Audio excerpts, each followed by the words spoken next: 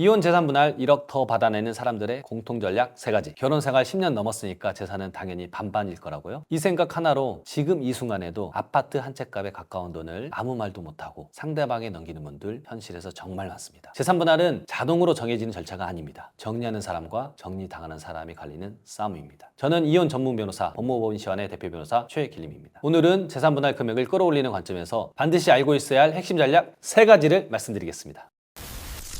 첫째, 분할 대상 재산을 늘려야 합니다. 많은 분들이 재산 분할을 더 받으려면 먼저 은직 재산부터 찾아야 한다고 생각합니다. 하지만 재산 분할에서 진짜 큰 차이를 만드는 건 숨긴 돈 몇 푼이 아니라 분할 대상 재산의 범위와 가치 자체를 어떻게 정하느냐, 즉 분할 대상 재산의 확정입니다. 재산 분할은 어디까지를 분할 대상 재산으로 볼 것인지를 정하고 그 다음에 그 재산의 가치를 얼마로 평가할지를 정한 뒤 마지막으로 기여도를 곱하는 구조입니다. 그래서 분할 대상 재산을 늘리려면 첫 번째, 분할 대상 재산의 범위를 넓히고 두 번째, 그 재산의 가치를 최대한으로 높여야 합니다. 예를 들어 상대방이 이건 투기 재산이다, 이건 내 개인 재산이다 라고 하면서 분할 대상 재산을 20억으로 묶으려고 하면 투기 재산의 상승분, 혼인 중 확대된 사업 재산, 실질적으로 공동 관리된 재산을 분할 대상 재산의 범위를 넓혀야 합니다. 그리고 여기에 공시지가가 아닌 시가, 액면가가 아닌 감정가를 적용하여 그 재산의 가치를 최대한으로 높여야 합니다. 그러면 분할 대상 재산의 총액이 30억으로 바뀔 수 있습니다. 기여도가 똑같이 50%여도 20억 기준이면 10억, 30억 기준이면 15억입니다. 비율을 하나도 건드리지 않았는데 5억이 늘어나는 구조죠. 이게 바로 분할 대상 재산을 늘려야 하는 이유입니다. 재산 분할에서 진짜 큰 차이는 항상 비율 싸움 전에 범위와 가치 싸움에서 난다는 거 잊지 마십시오. 둘째, 재산 분할 금액을 가장 크게 바꾸는 건 기여도입니다. 저는 전업주부였으니까 기여도는 낮겠죠? 아닙니다. 기여도는 직업이나 소득이 아니라 역할과 구조입니다. 예를 들어 공동재산이 30억일 때 기여도 50%, 15억입니다. 기여도 60%, 18억입니다. 기여도 10% 차이가 곧 3억 차이입니다. 그래서 재산 분할을 더 받는 사람들은 이렇게 접근합니다. 누가 돈을 벌었는지가 아니라 누가 재산을 유지하고 키웠는지를 정리합니다. 구체적으로는 가계 관리와 자금 통제, 대출, 세금, 부동산 관리, 사업 리스크를 막은 정화, 소비를 통제해 자산을 지킨 역할, 이런 것들을 말이 아니라 자료와 흐름으로 만듭니다. 상대방은 반드시 이렇게 반격합니다. 결국 돈은 제가 벌었습니다. 여기에 이렇게 대응해야 합니다. 그 돈이 남아있고 자산으로 바뀌게 만든 구조는 제가 만들었습니다. 기여도는 스스로 낮추는 순간 끝입니다. 정리하는 사람이 기여도를 만듭니다. 셋째, 특유재산은 배제가 아니라 비율 싸움입니다. 상대방이 가장 많이 내미는 방패는 이 말입니다. 그건 결혼 전부터 있던 제 재산입니다. 상속받은 거라 제 개인 재산이에요. 맞습니다. 법적으로는 특유재산입니다. 그런데 여기서 많은 분들이 착각합니다. 특유재산이라고 해서 재산분할에서 완전히 빠지는 건 아닙니다. 실무의 핵심은 이겁니다. 혼인 기간 동안 그 특유재산의 유지, 관리, 가치 형성에 기여가 인정된다면 특유재산도 재산분할 대상에 포함됩니다. 이 재산이 분할 대상이 된 이상 관건은 누가 얼마만큼 기여했느냐입니다. 법원은 이렇게 계산합니다. 이 재산이 혼인 기간 동안 유지될 수 있었는지, 가치가 훼손되지 않고 보존 확대되었는지, 그 구조를 떠받치는, 즉 기여도는 돈을 직접 넣었느냐만 보지 않습니다. 상대방은 이렇게 말합니다. 집값 오른 건 시세 때문입니다. 이 말 실무에서는 거의 안 통합니다. 법원이 실제로 보는 건 이겁니다. 대출을 직접 갖지 않았더라도 생활비를 책임져 상대방이 대출을 감당하게 할 수 있었는지, 관리 명의자가 아니더라도 세금, 관리비, 보험 등 실질 운영을 맡았는지, 전업주부였더라도 가사, 육아를 통해 상대방의 경제활동을 뒷받침했는지, 이게 쌓이면 투기재산을 유지 확대하는데 실질적으로 기여했다는 평가로 연결됩니다.